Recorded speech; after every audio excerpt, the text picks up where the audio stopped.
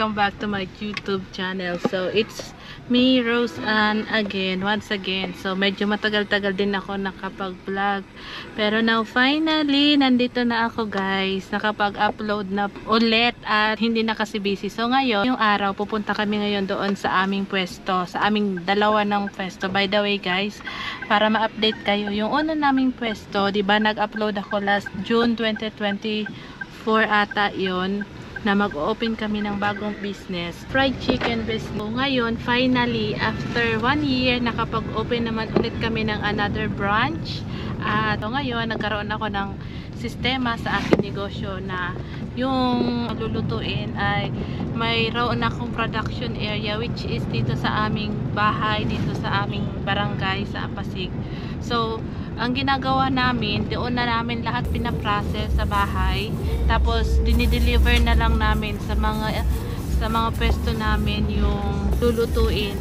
So binibilang na namin para mas madali ang pag-inventory kasi kung wala kasing sistema, mahihirapan tayong mag-inventory. So ngayon, ito ang naisipan kong gawin, na araw-araw kaming nag-deliver ng mga raw materials na lulutuin para mabilis talaga yung pag-inventory. Kagaya ngayon, nagdala kami ng dalawang chest ng manok, which is good for 1 day lang, para araw-araw laging bago yung manok natin. Hindi kailangan na i-stock ng matagal kasi pwedeng masira din yung manok kapag in-stock din natin ng matagal. By the way, kasama ko nga pala yung asawa ko. Ito, siya ang nagde-deliver everyday.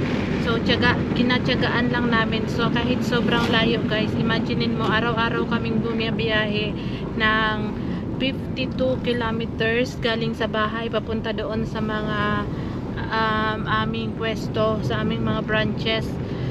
Kahit sobrang layo, so dito naman kami kumikita, kailangan talaga nating tiyagaan. Hindi naman na pwede na sumuko agad-agad. So ayan, so pero minsan meron din kaming extra na tao na kinukuha namin na magdi-deliver kapag busy kami or kaya may lakad kami na pinupuntahan or may nagbakasyon kami kung saan kami pumunta.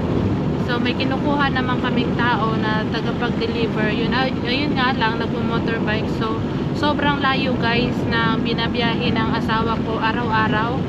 So ngayon halos 52 kilometers, tapos balikan almost 104 to 5 kilometers ang binabiyahe namin araw-araw. Kahit minsan sobrang mahal ng gasolina, so kailangan talaga guys na tiyagaan kasi dito naman kami kumikita. Yung hanap buhay na mas magaan para sa amin, kaya laking convenient din na kumuha kami ng hulugan na sasakyan. So by the way guys, hulugan tong sasakyan namin, no, kailangan namin ng doble kayod kasi kung hindi kami kumayod, wala kami ihuhulog.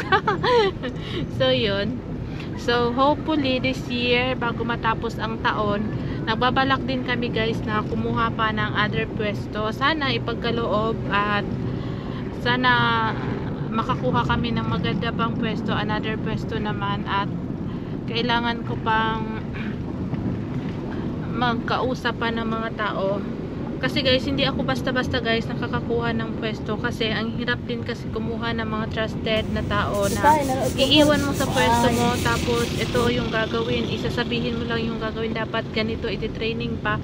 So paano pag hindi trusted yung tao tapos hindi masyado marunong? Kahit madali mag-train, pero mahirap maghanap ng mapagkakatiwalaan na tao. Yon. So lalo na sa akin, mapili talaga ako sa tao. Maraming nag-a-apply, pero hindi ako basta-basta tumatanggap ng tao. Yon. Tapos pag nagustuhan ko yung tao na kinukuha ko, ayun, tatagal ka talaga sa akin. Imagine niyo guys, yung ibang staff ko sa bahay, may tumagal na ng 7 years sa akin. Ayun, medyo matagal-tagal. So, ang oras ay mag-8 na ng gabi. Pauwi na kami. Galing kami doon sa aming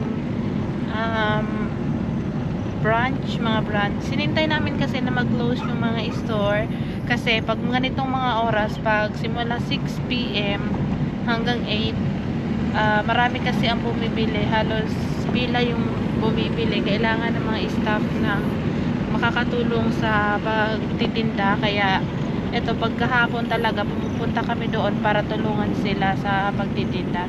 So ayun, pauwi na kami ngayon. So hanggang sa muli guys, thank you for watching, bye.